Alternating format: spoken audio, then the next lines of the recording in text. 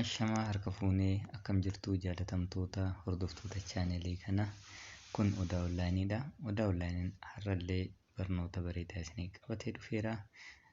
Barnoonni keenya guyyaa har'aa immoo kaameraa paartii 2dha. Paartii 2 keenyaan hadha gosa kaameraa baakgiraawundi kaameraa jedhamu ilaalla. Appilikeeshiniin baakgiraawundi kaameraa jedhamu kun appilikeeshinii baay'ee isin barbaachisuu fi itti fayyadamuu qabdan jedhee yaaduudha. Appilikeeshinii kana eega buustanii instaal gootaniin booda seetingii isaa sirreeffattanii itti fayyadamuu dandeettu. Kanaaf seetingii isaa walumaan seennee ilaalluutaa fayyadama isaa. Odaa Onlaayinii sabskiraayib godhaatii maatii keenya ta'aa isiniin jenna. Yaada jiraate koomentii jala nuu kaa'a. Kallattiimaan gara appilikeeshinicha keenya banuutti deemna. Appilikeeshinichi isa kana baakgiraawundi kaameraa jedhama jechuudha. Ni banna jechuudha. Eega banneen booda paaswordii mataa keenyaa itti galfanna appilikeeshinii kanatti jechuudha. Ammaaf ani paaswordii koo akkanatti tolfadhee jira. Eegaa baname booda akkanatti nu dhufa. Kanaaf mallattoo akka geengoo jirtuu tana keessa yoo tuqne waraabbii ni eegala jechuudha. Eega waraabee boodallee asuma keessa kaaya malee akka viidiyoolee kaawwanii gara faayil manaajerii hin dabarsu jechuudha. Faayidaan appilikeeshinii kun qabu keessa isa kana waan barbaanne yoo waraabne gara faayil manaajeriitti hin dabarsu jechuudha. Namni kana ilaaluu danda'u paaslookii yookaan paaswordii ammaan galchee seene kana beekuu qaba jechuudha. Inni biraa immoo appilikeeshiniin kun maaliif nu fayyada yoo jettan, alaarmii guunnee jechuun sa'aatii ofii barbaannetti akka alaarmiitti guunnee bakka barbaanne san silkii keenya cufaa goonee osoo qulfii isaan banin jechuudha.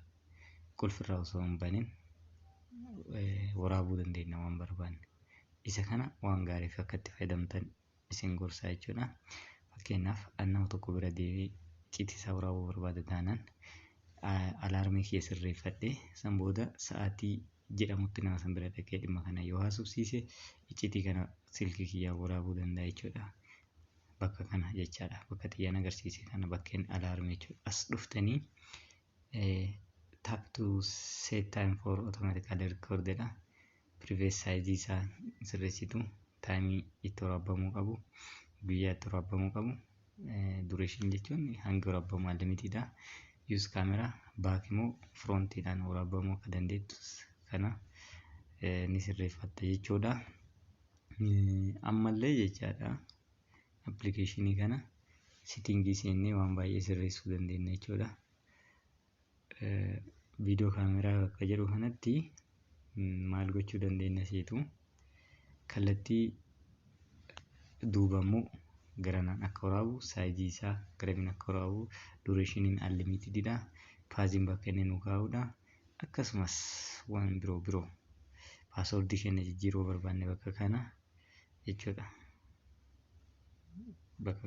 Paaswordii keenya jijjiiruu barbaanne waan baay'ee appilikeeshinii kanarratti dalaguu dandeenya. Kana jechuun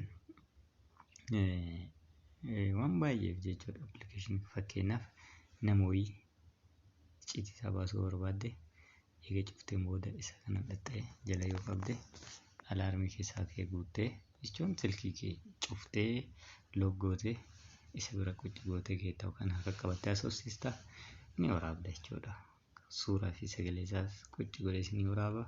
Akkasitti fayyadamuu dandeettanii. Please isa kana isa alaarmii guutanii itti fayyadaman kana waan gaariif itti fayyadama. Akka alaarmis sa'aatii barbaaddeetti jechuudha. Kana jechuun fakkeenyaaf amma waraabuu yoo barbaade isa kana eegaa baneen booda silkii kiyya loog godhee qulfii yoo cube qulfii cufes akkuma qulfii cufee cufametti waraabuu danda'a. Namni cufatti beeka ana waraabaa jira jechuudha. Akkasii appilikeeshinii kana buusaa itti fayyadamaa isiniin jedha. Waan gaariif akka itti fayyadamtan abdii qaba. Kana yoo